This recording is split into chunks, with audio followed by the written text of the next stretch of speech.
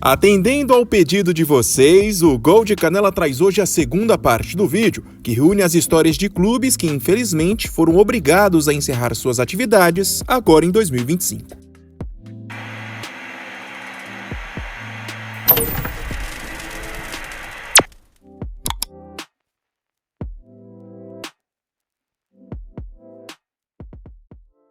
O desaparecimento do Brescia da Itália já foi tema de um vídeo especial aqui do canal.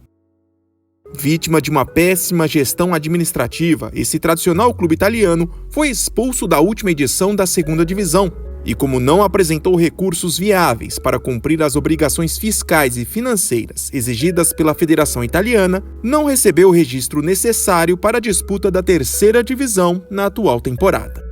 Logo, ao ficar sem calendário profissional e perder boa parte de seus patrocinadores, foi obrigado a declarar falência em junho de 2025. Foi o fim de uma equipe que já teve craques como Roberto Baggio, Andrea Pirlo e Pep Guardiola, e que durante anos foi sinônimo de resistência entre os pequenos da Itália. Como eu disse antes, para quem quiser conhecer mais sobre essa situação do Brescia, temos um vídeo especial aqui no canal. O link está no comentário fixo. Agora vamos para a Escócia falar de um projeto inovador que durou só um pouco mais de 10 anos.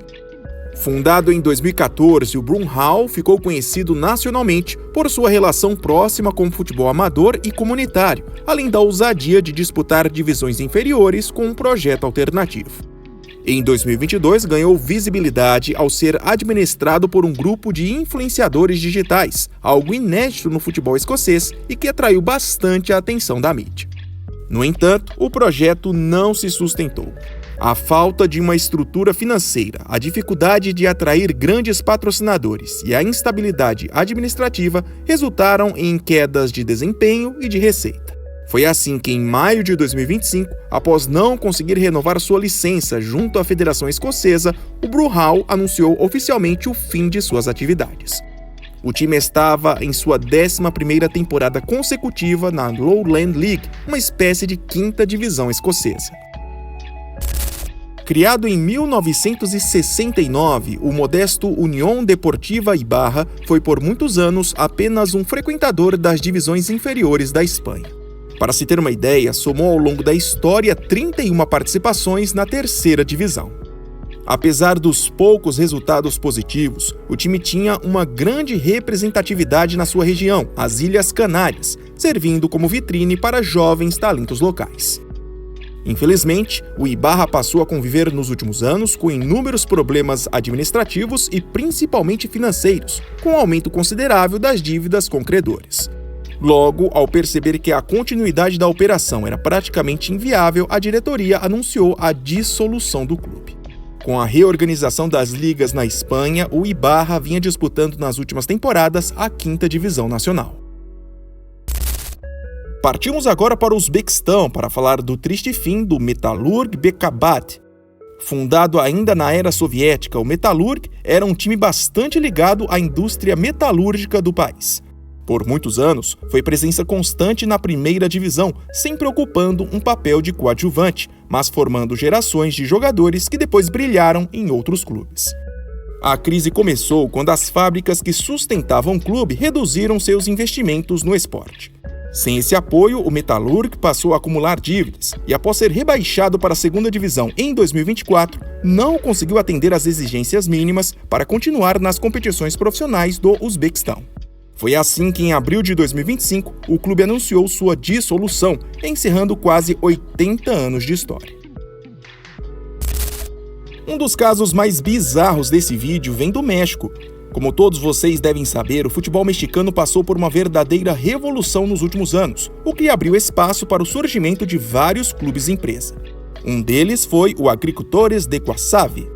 Criado em 2024 com a proposta de representar o setor agrícola da região de Sinaloa, o time chegou a despertar curiosidade ao conseguir, logo depois de sua fundação, uma vaga na elite da Liga Premier, uma competição alternativa lá do México que representa uma espécie de terceira divisão. Mas, por mais que existisse uma boa expectativa, o projeto não decolou.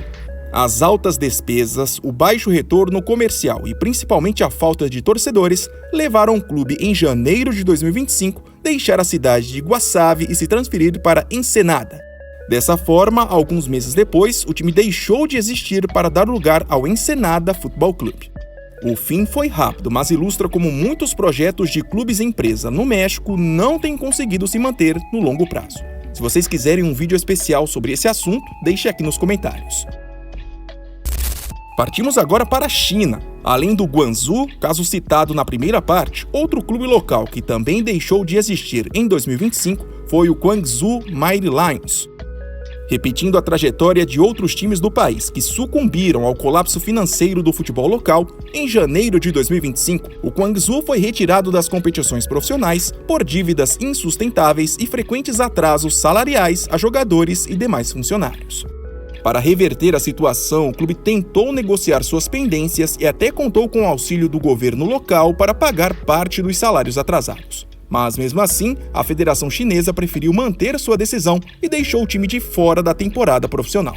Assim, após mais de 20 anos de existência, o Guangzhou fechou suas portas, sendo mais um símbolo do declínio do futebol bilionário que o país tentou construir na última década. Um dos clubes mais tradicionais da Malásia, o Perak, tinha uma história de títulos nacionais, participações em torneios continentais e uma torcida numerosa. Fundado em 1921, o clube atravessou várias fases de glória, chegando a conquistar a Copa da Malásia em diferentes períodos. Entretanto, os problemas financeiros se arrastavam há mais de uma década, com o clube constantemente devendo salários a jogadores e demais funcionários, trocando de proprietários e até dependendo de investimentos políticos. Em junho de 2025, após mais uma temporada marcada por dívidas e sem conseguir renovar a sua licença profissional junto à Federação Malaia, o Perak foi oficialmente excluído das competições.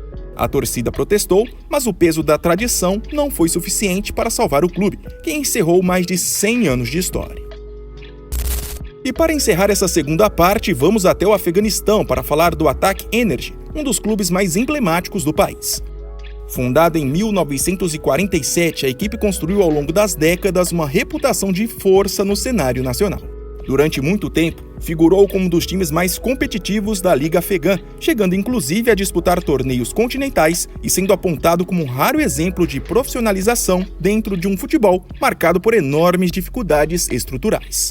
Mas essa trajetória promissora foi interrompida de forma abrupta.